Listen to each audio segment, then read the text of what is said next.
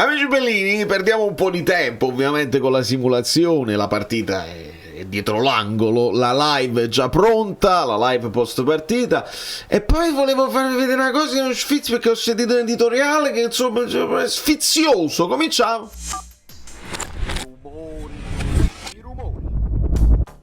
Spostiamoci senza indugio, spostiamoci. Allora, qua porta Esposito, eccetera, eccetera. E io ho messo al fantacalcio proprio sperando che faccia una brutta partita. Perdo al fantacalcio, ma gioca bene il Napoli. Allora, via Giovanni. Già hanno dato il capitano a Rachmani, così, vabbè. Via Buongiorno, via Anghissà. Vediamo lo stato di forma, non c'è male. Pasquale purtroppo non sta benissimo, ma non abbiamo alternative. Pinazzola potrebbe entrare nel secondo tempo, lo teniamo presente. E andiamo senza pietà. Chissà chi sarà il capitano, potrebbe essere Meret, potrebbe essere Politano, potrebbe essere Lobotka o anche Juan Jesus, vedremo. Rachmani, se non sbaglio, segnò quando fu capitano, mi pare l'anno scorso. Mi piacque Rachmani capitano. Dai Neres, che sei chiamato a... Dai Scotti, mettila bene. Ho aumentato un po' la velocità della cosa, proprio del gameplay. Pezzella Teorna. Uè, la Madonna mia, Meret! Sveglia! Perché sono così forte? Perché l'Empoli è così forte che è praticamente ultimo in classifica? Bravo Gilmour, l'inserimento. Ma ci prova Gilmour, sì che ci prova. Sì, perché Gilmour ci prova, ogni tanto ce l'ha. Bravo, vai Politano col destro, poi tira col destro e fa quelle fetecchie una spizzata di McTominay. Spizza, arriva Lobo. No, Paco, no. Bravo Juan Jesus! Non ci capito perché non ha tirato kill, ma bravo Qua c'è... Quame. No, ma Quame è infortunato. Che... Maronna. Si pattina da morire. Bravo Juan. Vai! Luca. Madonna santissima! No, ma non ci siamo proprio. Mi stanno facendo il cuore a tarallo. Me lo stanno facendo. Ma sì, ma per forza, ma cazzo! No! Vabbè, si stanno mangiando. Io non dico così, cioè, che di solito che diamine. Però bravo Gilmour, vai Neres. Bravo McTominay. Ci prova! Madonna mia! Politano. Ma non fischiare! E c'ho recuperato il pallone quando devi recuperare il pallone che sei per tirare. Andiamo. Aspetta, ti dico io quando, perché non guardo, dai, non voglio guardare. Considera che la live è qualche minuto in ritardo a te che sei in tempo reale, cioè qualche secondo in ritardo. Va bene, quindi andiamo a minuto e 10? No, quindi mo chiudiamo. Vado? Ti dico io. Napolitano, Luca. Gilmour, Maron. Questa era bella, doveva essere. Politano a giro. E no, non la vedi proprio. Pigliano sta palla, Luca. Madonna mia. Questi giocano da dietro e si prendono pure dei rischi. Vai. Luca.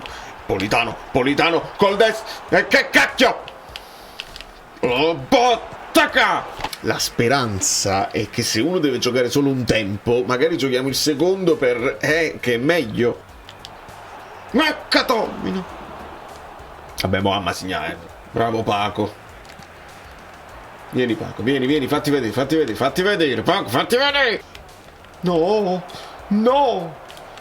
Juan. Questo è il momento in cui Conte non cambia perché stiamo giocando bene, però io invece sì. Spina a destra e metto Raspa vicino a Lukaku. Gilmour non male, però voglio...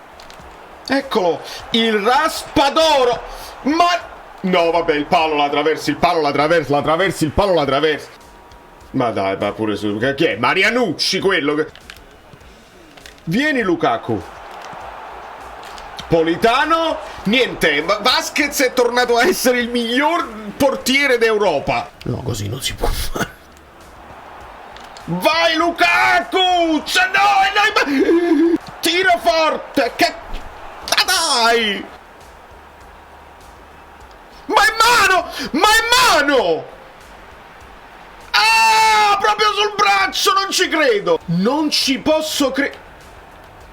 Forse col contrasto meglio perché non si vede, perché è tutto bianco e... Braccio largo? Di che parliamo? Va bene. Dai! No, vabbè, le partite quelle là che poi... Dai, no, vabbè, me lo fa pure. Meret! Vai, Spina, raspa Spina! Madonna! No, è qualcosa di incredibile, non può andare così. Okafor, perché Neres proprio malissimo. Ngonghe, Simeone, non ne ho più. Va bene. De Sciglio,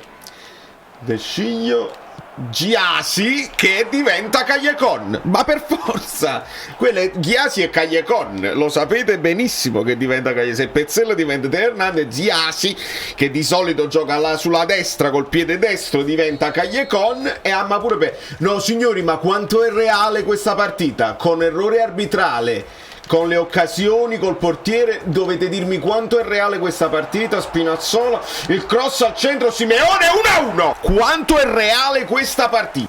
Raspa,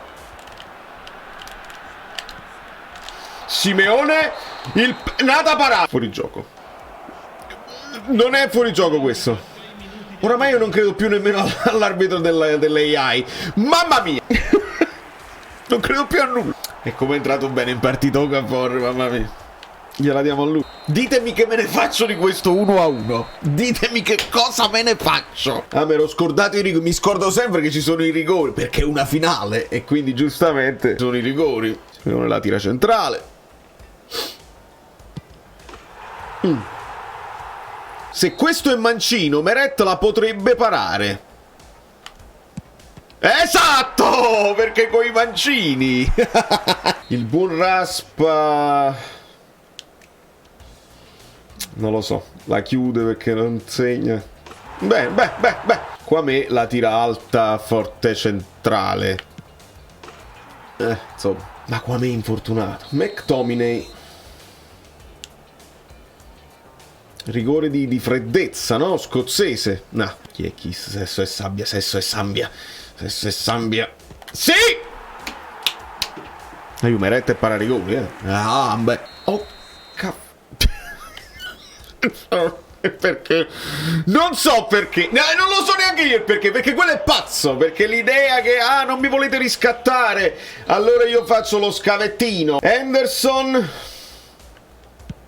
Sì, Meret non molla. Che brutta batteria di rigori, mamma mia.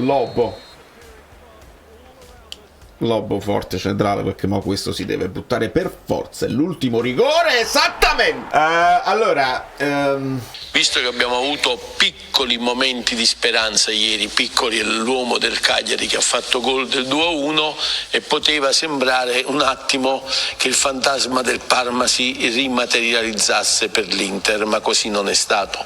Già questa frase, il titolo, io piccoli avversari, beh, una coincidenza. Che coincidenza, in francesco incidenza.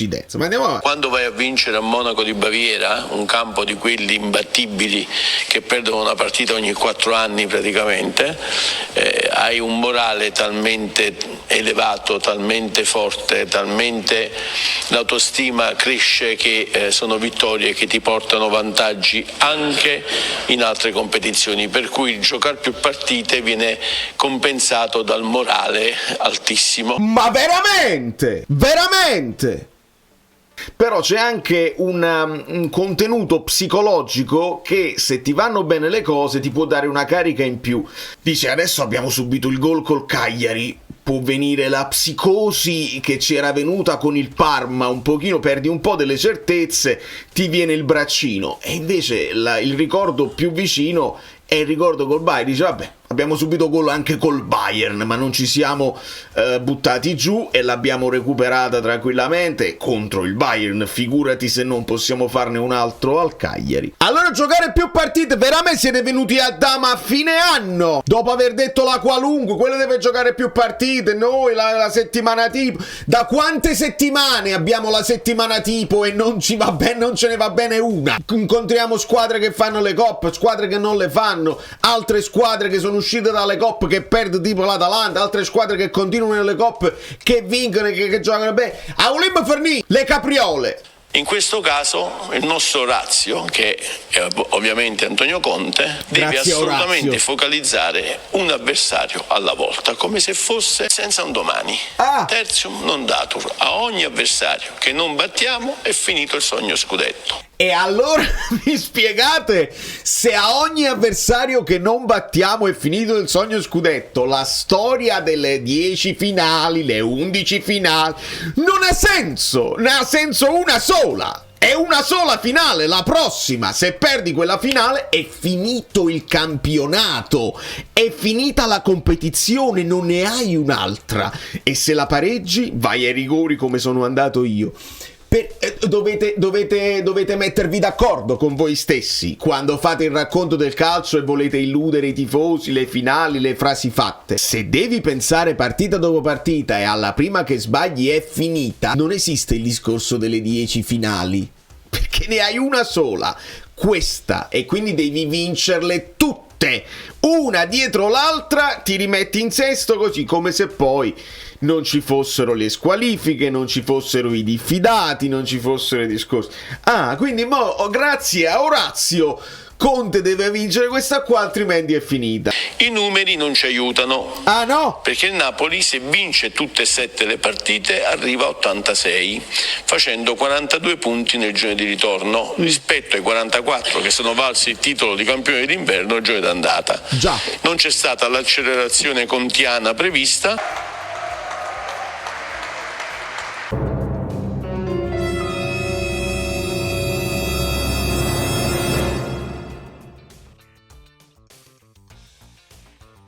Ma se facciamo anche una classifica comparata, scopriamo che con gli stessi avversari con cui ha giocato nel girone di ritorno rispetto al girone d'andata, il Napoli ha fatto 21 punti anziché 23, sempre A parte che stanno morendo in studio, sente gente Umberto, chiamala col suo nome e la classifica guido. Abbiate bontà, per chi magari vede questo video per la prima volta e non ci conosce e non segue le live. E la classifica e ha un nome, la classifica Guido, e non mi interessa, perché poi potete essere d'accordo o meno con Guido, con le cose che dice, con i suoi pensieri, ma ci ha introdotto degli argomenti che non vengono trattati da nessuno, come per esempio il discorso che se hai fatto un certo tipo di punteggio nel girone d'andata, poi hai la possibilità di migliorarlo quando incontri di nuovo quelle squadre dove hai perso punti, e adesso noi affrontiamo tutte le squadre dove abbiamo fatto bottino pieno, e quindi il più 0 che ci dice cioè tu devi fare più 0 per fare quello che adesso viene definito miracolo, cioè 7 vittorie consecutive che il Napoli ha fatto per quest'anno e che poi non ha fatto più. Che all'andata ci ha messo in grande difficoltà, era un altro Empoli ed era forse anche un altro Napoli, però quella partita forse è stata la peggiore del Napoli, solo il rigore di Kvaratskhelia e nulla più. Tra l'altro il famoso rigore, quello su Politano, che ancora i tifosi avversari contestano come se non ci fosse, ma che era nettissimo. Segnato Kvaratskhelia, vabbè. Buongiorno, ancora una volta infortunato, apriamo una parentesi, questo ragazzo in questa stagione ha saltato ben un terzo del campionato, perché arriva a 12 partite minimo saltate su 38, non ci si aspettava certo questo da lui, non avendo dietro poi dei ricambi. Questo poi è il discorso quando si fa la comparazione con la squadra dello scudetto. Vabbè, ma Kim, buongiorno, stiamo là. Ma Kim non si fermava mai, era una macchina da guerra. Buongiorno si ferma spesso, oltre a tutte le altre cose, Osimhen, Kvara, i primi panchinari che entravano ed erano decisivi, vedi Elmas, dai. Che si sono rivelati all'altezza, vedi Rafa Marin, anzi bravo Juan Jesus a farsi trovare ancora una volta pronto e Conte a credere in lui. Altro colpo di tosse e altra capriola, perché era colpa, anche le tariffe di Trump è colpa di Juan Jesus, lo ricordo, disse. Insomma, Conte ha alzato il tiro perché ha capito che adesso René va blu. I giochi sono fatti. I giochi, il calcio è un gioco. Da New York, Valerio Fluido è tutto, ci vediamo dopo live.